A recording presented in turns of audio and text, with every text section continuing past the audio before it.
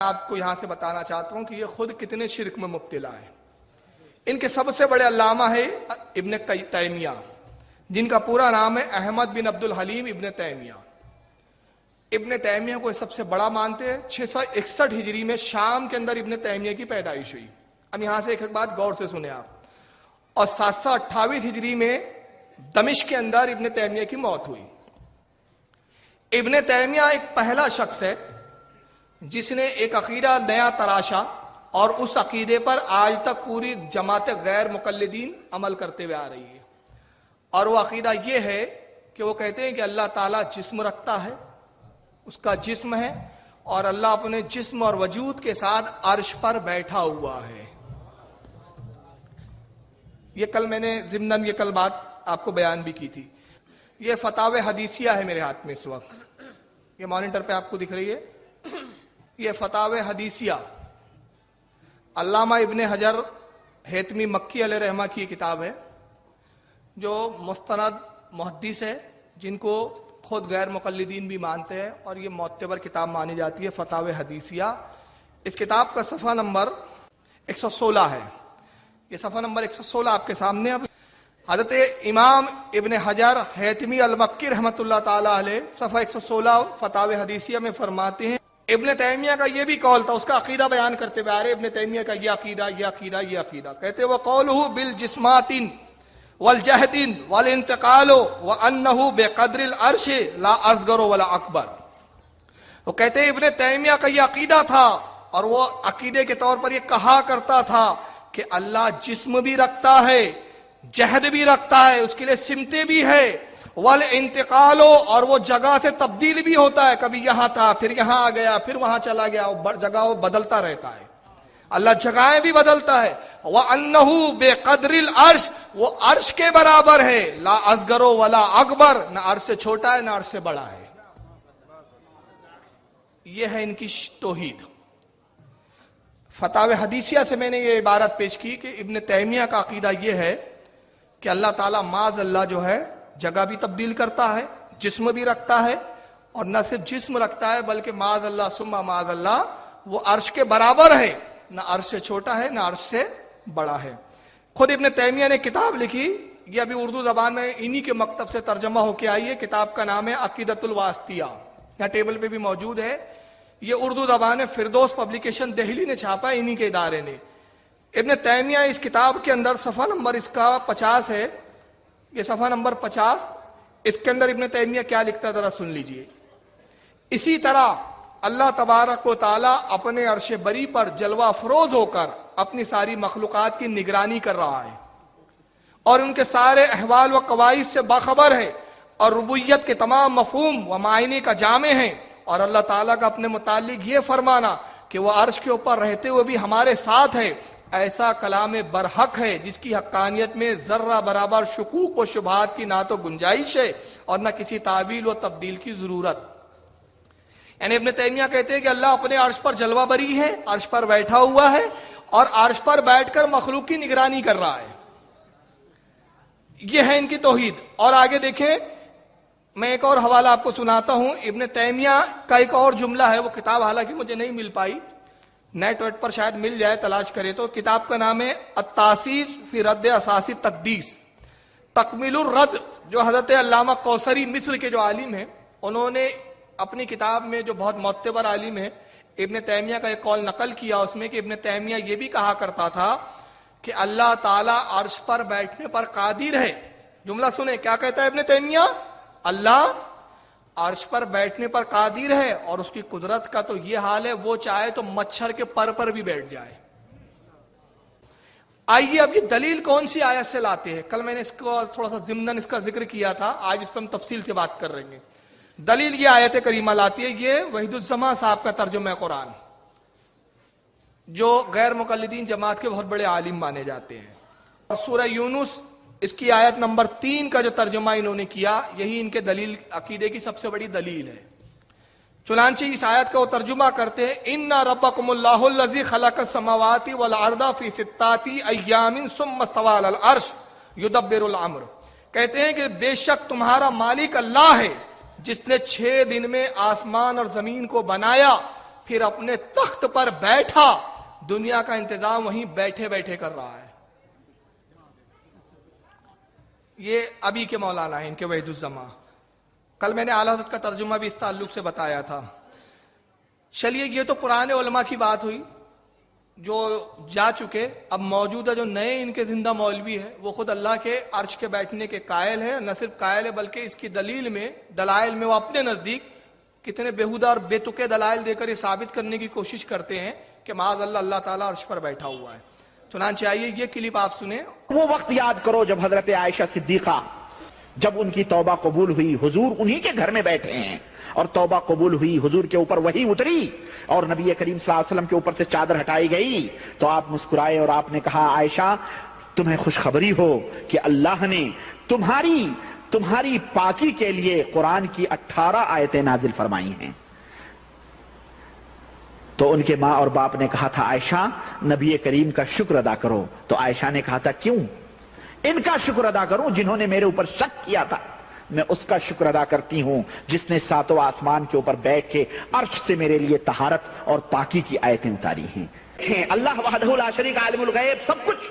کالے پہاڑ میں چلنے والی چونٹی بھی اگر چلتی ہے اندھیری رات میں تو اللہ وحدہ لا شریک عرش کے اوپر بیٹھ کر کے اس کی چونٹی کے چلنے کی آہٹ کو بھی سنتا ہے اور دیکھتا ہے. وہ تو ہمیشہ سب کی فریادوں کو سنتا ہے، وہ ہمیشہ جاگتا رہتا ہے، اسے کبھی نیند نہیں آتی نہ اسے جھپکی آتی ہے. وہ عرش کے اوپر مستوی ہے، وہ آسمانوں کے بلند ہے، عرش کے اوپر بلند ہے، وہ آسمانوں کے اوپر رہتا ہے، وہ اپنے بندوں کے معاملات کی تدبیریں کرتا ہے. ولی اللہ کا نام لیتے ہیں تو نہ حضرت عمر فاروق اعظم کی شکل ہمارے ذہن میں آتی ہے، نہ عثمان غنی آتے ہیں، نہ علی ابن ابی طالب آتے ہیں، نہ طلحہ آتے ہیں، نہ زبیر آتے ہیں، جن کے ولایت کی شہادت پیغمبر اسلام جناب محمد رسول اللہ صلی اللہ علیہ وسلم ہی نے نہیں بلکہ آسمان کے اوپر بیٹھا ہوا رب، آسمان کے اوپر عرش کے اوپر بیٹھا ہوا رب جس نے ان کی ولایت کی گواہی دی ہو، انہیں ولی قرار دیا ہو، ان کا تصور ہمارے ذہنوں میں نہیں آئے گا. دیکھیں کتنی جگہ انہوں نے اللہ کو بٹھایا. چلیے آئیے یہ توصیف الرحمان صاحب کو سن لیجیے. یہ بھی اللہ کو بٹھایا بغیر چین سے نہیں بیٹھیں گے. معاذ اللہ استغفر. مالک تو کہتا ہے اگر میرے علاوہ کوئی اور الہ ہوتا تو وہ عرش پہ چڑھنے کے لیے ضرور راستہ کوئی سیڑھی تلاش کر لیتا. جو عرش پہ ہوتا ہے وہ رب ہے، اور جو عرش پہ پہنچ جائے نہ کوئی آیت بدل سکتا ہے، نہ اضافہ کر سکتا ہے، نہ کمی کر سکتا ہے. اس قرآن کی حفاظت کرنے والا اپنے عرش پر مستوی اللہ ہے. آئیے یہ صاحب تو سب سے زیادہ بازی لے گئے. اب انہوں نے اللہ کو عرش پر ہی نہیں بٹھایا بلکہ ان کے نزدیک اللہ کی تعریف سننے کیا ہے. یہ طالب الرحمان ہے پاکستان. آسمان اللہ تعالیٰ کا ہیڈ کوارٹر ہے، وہاں سے زمین کی طرف اپنے کاموں کی تدبیر کرتا. کہتے ہیں آسمان اللہ کا ہیڈ کوارٹر ہے، وہاں سے وہ تدبیریں کرتا ہے سب کاموں کی اپنے. یعنی ہیڈ کوارٹر ہے تو پھر برانچز بھی ہوں گی کچھ، تو وہ برانچز کا ہے وہ نہیں بتایا انہوں نے ابھی تک. ہیڈ کوارٹر بتا دیا. آسمان اللہ تعالیٰ کا ہیڈ کوارٹر ہے، وہاں سے زمین کی طرف اپنے کاموں کی تدبیر کرتا. سورۃ نحل آیت نمبر 50 ہے جس میں اللہ فرماتا ہے یخافون ربہم من فوقہم، یہ اپنے رب سے ڈرتے ہیں، من فوقہم جو ان کے اوپر ہے. ہم زمین پر بستے ہیں، آسمان ہمارے اوپر ہے اور ان آسمانوں پر رب کا عرش ہے اور اللہ اپنے عرش پر مستوی. کہ اللہ تعالیٰ آسمانوں پر ہے، اپنے عرش پر ہے، اور فرشتے فجر اور عصر کے موقع پر اللہ تعالیٰ کو لوگوں کے بارے میں رپورٹ دیتے ہیں کہ ہم نے کس حالت میں ان کو چھوڑا اور کس حالت میں ہم ان کے پاس پہنچے.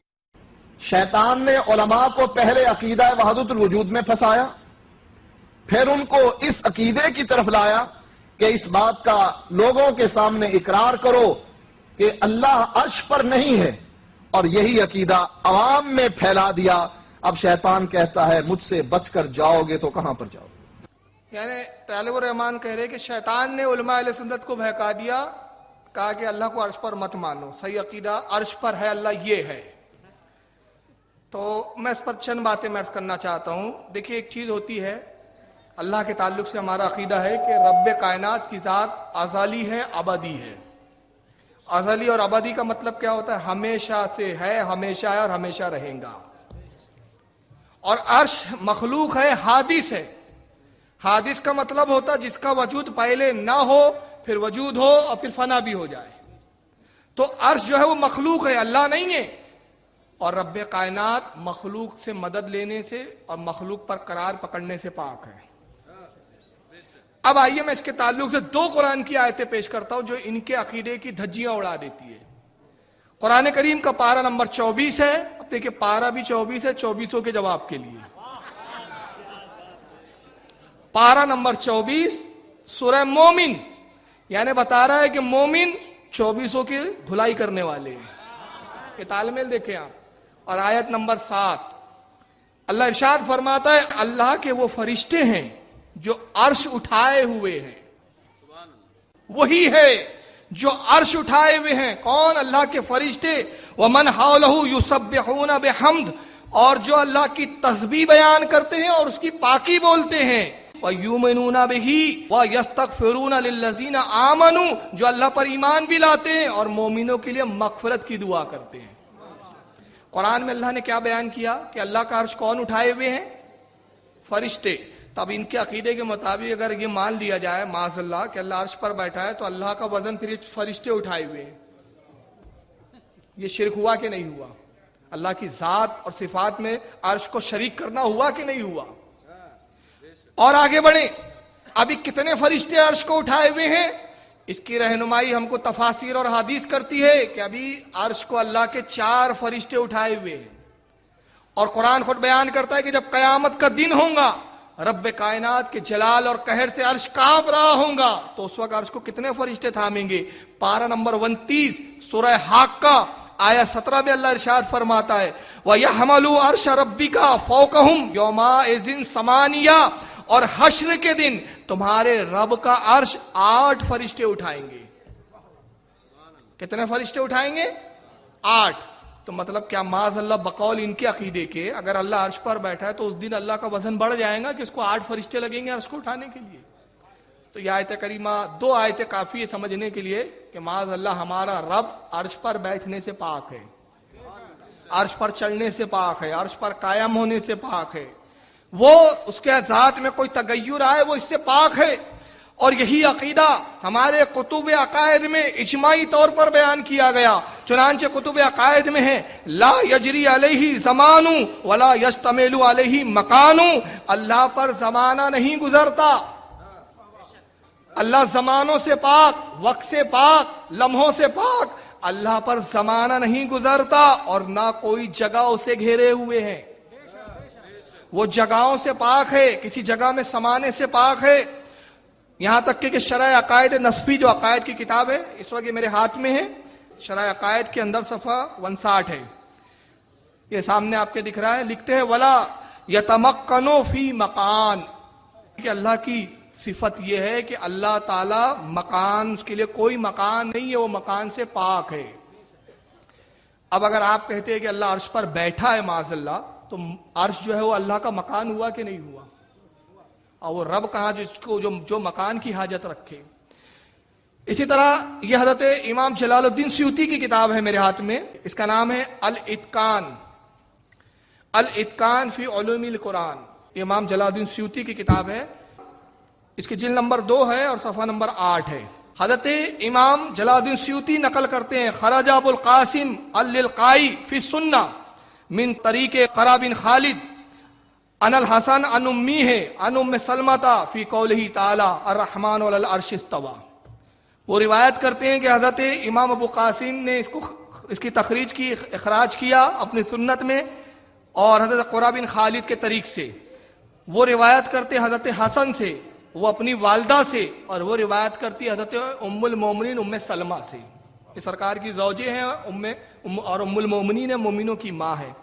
وہ اللہ کے قول جو اللہ نے قرآن میں ارشاد فرمایا الرحمن علی العرش استوى، استوا فرمایا اللہ نے جیسا اس کی شان کے لائق ہے، اس کے بارے میں کہتی قالت، وہ فرماتی ہے الکیف غیر معقول والاستواء غیر مجہول والاقرار بہ من الایمان والجحود بہ کفر.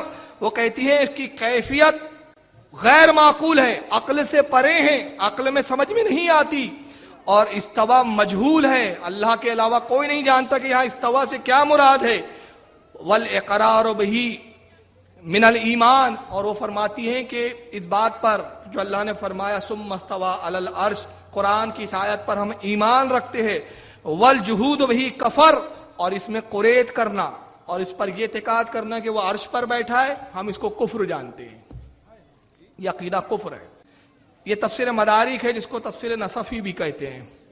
حضرت عبداللہ بن احمد بن محمود نصفی رضی اللہ تعالیٰ عنہ کی مشہور و معروف قرآن کی تفسیر ہے، یہ 4 جلدوں میں آتی ہے.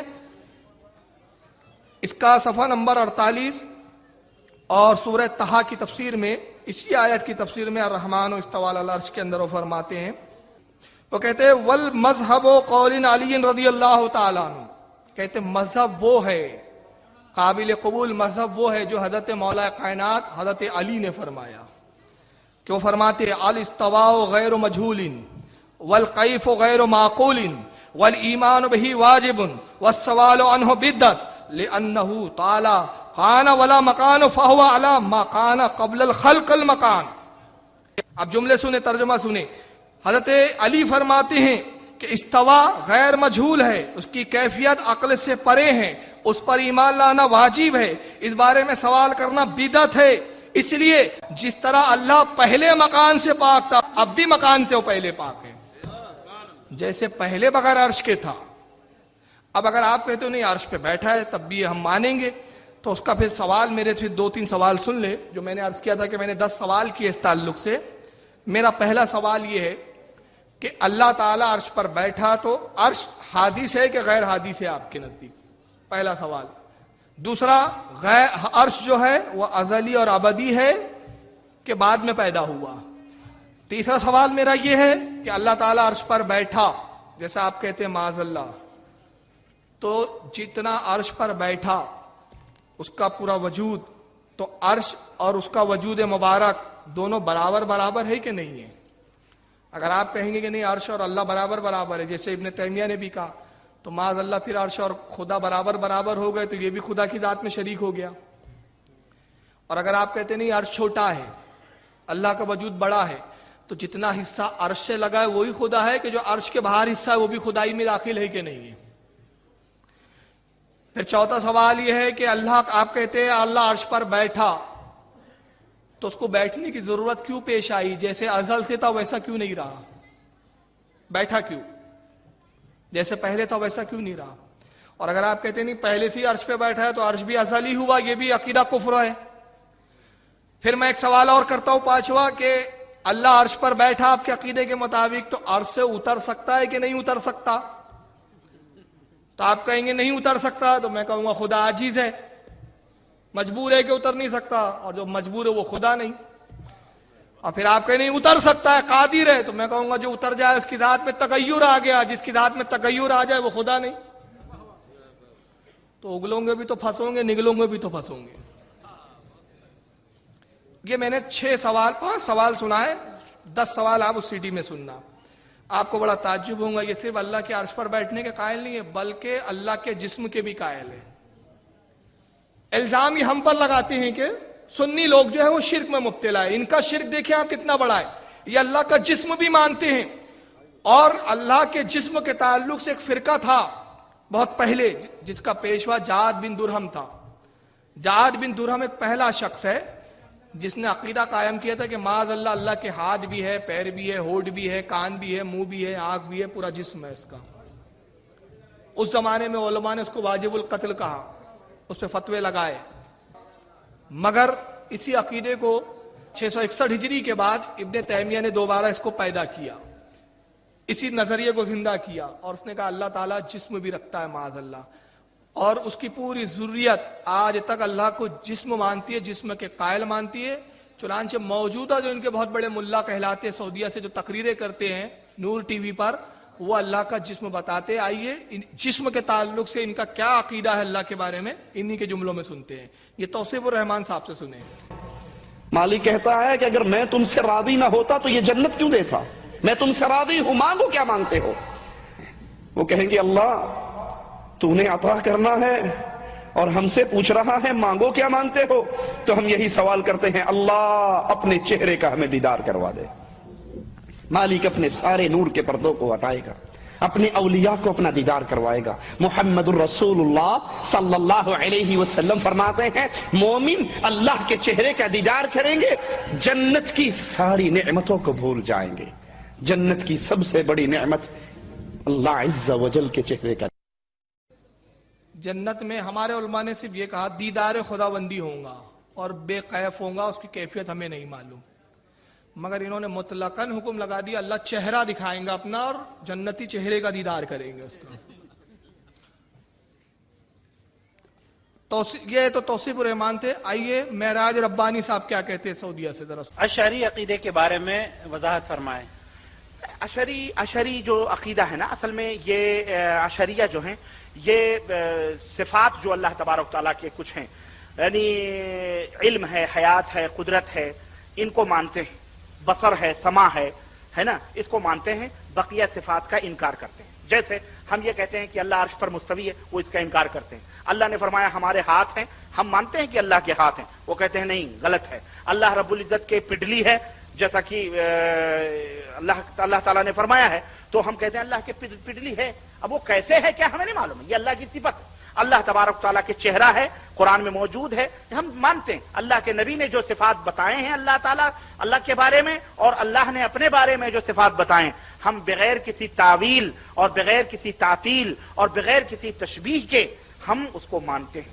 ہم کسی سے تشبیہ، اللہ کے ہاتھ ہے، اللہ نے ید اللہ وقالت الیہود ید اللہ مغلولہ، یہودیوں نے کہا اللہ کے ہاتھ بدھے ہوئے ہیں، اللہ نے فرمایا بل یداہ مبسوطتان، اللہ کے ہاتھ کھلے ہوئے ہیں۔ اللہ نے فرمایا ہمان، اب یہاں ہاتھ کا مطلب قدرت کرنا، ہاتھ کا مطلب نصرت کرنا، یہ غلط بات ہے۔ تعویل نہ کریں ہم، نہ ہم تشبیہ کریں، تو بغیر تشبیہ اور بغیر تعطیل اور بغیر تحریف اور بغیر تعویل کے ہم اللہ تبارک تعالیٰ کے تمام صفات کے اوپر مانتے ہیں۔ اور جو اشعری ہیں یہ لوگ صرف چند صفات کو مانتے ہیں، بقیہ صفات کی تعویل یا اس کا انکار کرتے ہیں، یہ بھی بدعتی ہیں اور یہ بھی گمراہی فرقوں میں ہے۔ بہرحال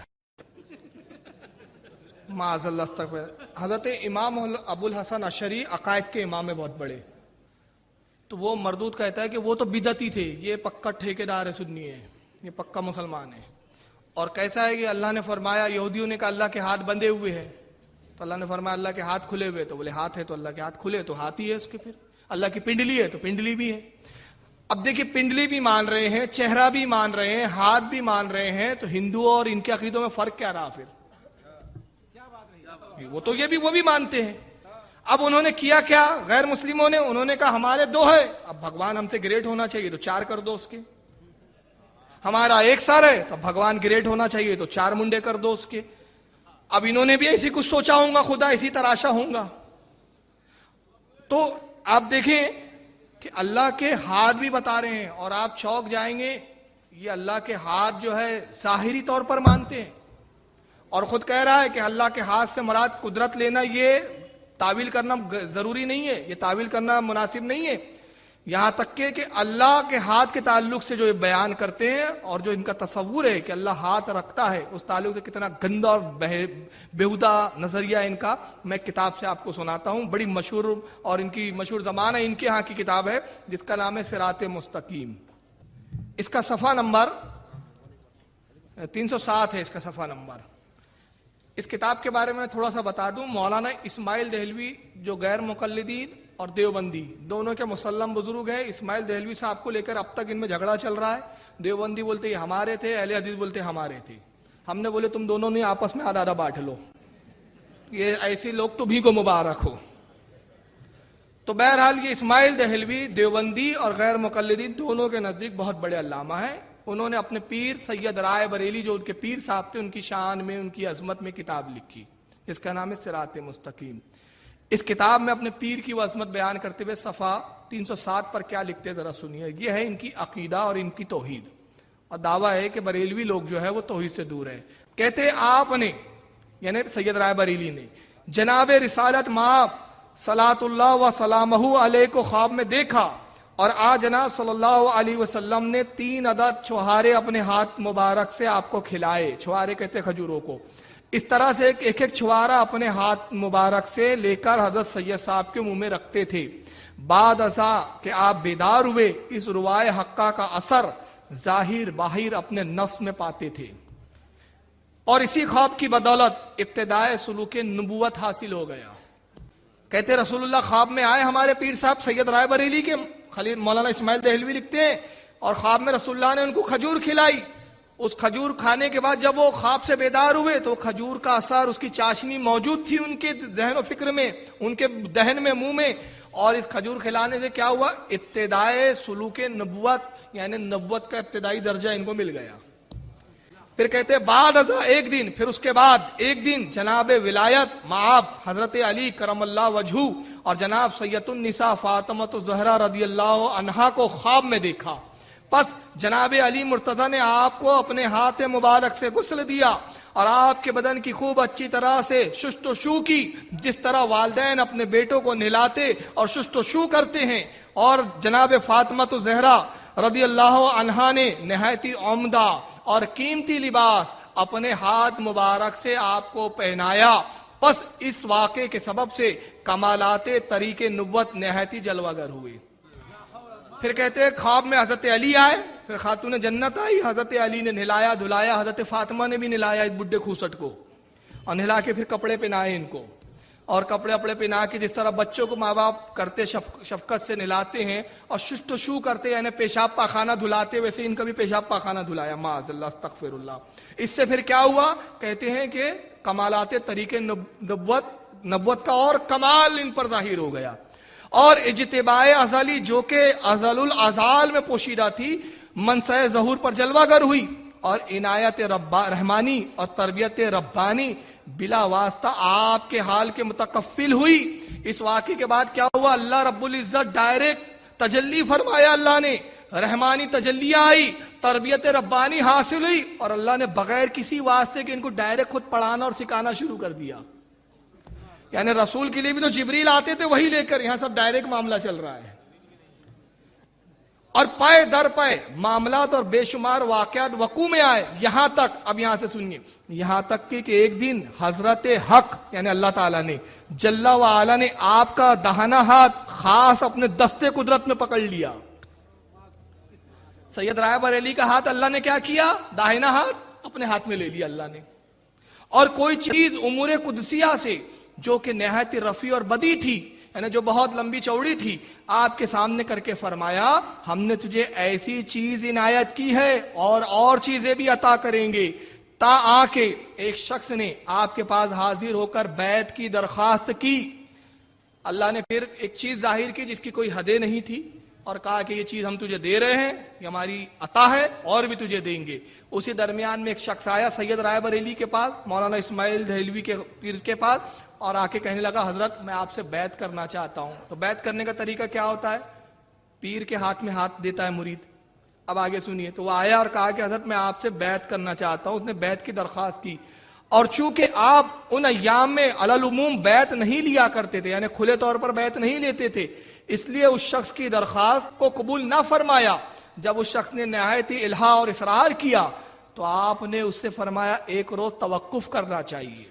اس نے بہت اصرار کیا کہ حضرت بیعت تو مجھے آپ ہی سے ہونا ہے، تو سید رائے بریلی نے کہا ایک دو روز رک جاؤ، اس کے بعد دیکھتے ہیں، بعد ازاں جو کچھ مناسب وقت ہوگا اس پر عمل کیا جائے گا۔ پھر آپ اجازت اور استفسار کے لیے جناب حق میں متوجہ ہوئے، پھر اللہ کی بارگاہ میں متوجہ ہوئے اجازت کے لیے، اور عرض کیا کہ بندگان درگاہ سے ایک بندہ اس امر کی درخواست کرتا ہے کہ مجھ سے بیعت کرے، اور آپ نے میرا ہاتھ پکڑا ہوا ہے۔ ارے اس کو بیعت کرنا ہے تو مجھے ہاتھ دینا پڑے گا نا، میرا ہاتھ تو آپ نے پکڑ لیا ہے اللہ نے، معاذ اللہ استغفر اللہ۔ اور اس جہان میں جو کوئی اس کا ہاتھ پکڑتا ہے ہمیشہ دستگیری کی پاس کرتا ہے، اور حضرت حق کے اوصاف کو اخلاق مخلوقات کے ساتھ کچھ مناسبت نہیں، پس اس معاملے میں کیا منظور ہے؟ اس طرف سے حکم ہوا جو شخص تیرے ہاتھ پر بیعت کرے گا اگرچہ لاکھوں کا ہی کیوں نہ ہو، ہم ہر ایک کو کفایت کریں گے۔ پھر اللہ نے حکم دیا ہاں جاؤ بیعت کر لو، اور جو تجھ سے بیعت کر لیں گا ہم اس کو کفایت کریں گے، ہم اس کو خوب نوازیں گے، چاہے وہ لاکھوں ہی کیوں نہ ہو۔ چنانچہ اللہ کی اجازت ہے، پھر اللہ نے ہاتھ چھوڑ دیا ان کا، رائے بریلی صاحب کا، پھر انہوں نے لوگوں کو ہاتھ دینا شروع کر دیا۔ یعنی اس سے یہ ان کی کتابوں میں بھرا پڑا ہے اور ان کی کلپوں میں بھرا پڑا ہے کہ اللہ کا جسم بھی مانتے ہیں، اللہ کے ہاتھ پیر پنڈلی سب مانتے ہیں اور یہ عقیدہ رکھتے ہیں کہ ہمارے پیر اتنے اونچے ہیں، کمالات نبوت کے بھی منصب پر فائز ہے، سلوک کے کمالات نبوت بھی ان پر ظاہر ہے، اور یہی نہیں اللہ کے ہاتھ میں ان کا ہاتھ ہے، معاذ اللہ۔